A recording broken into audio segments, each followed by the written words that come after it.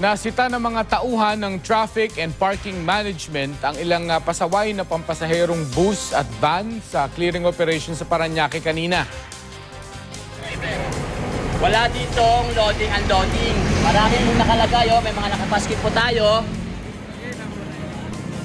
Sa harap kasi mismo ng mga enforcer, sige pa rin ang pagbababa at sakay ng mga PUV at PUJ sa no-loading at unloading areas. 4 na colorum van din ang hinila sa taya ng TPMO. Ilan lang daw ito sa mahigit 3,000 van na iligal na bumabiyahe mula Cavite, Pabaclaran at mula Maynila papuntang Parañaque.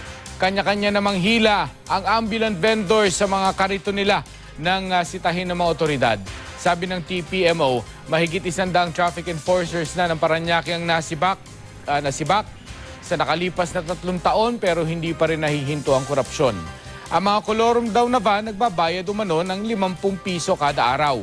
100 hanggang 250 piso naman daw para sa vendors.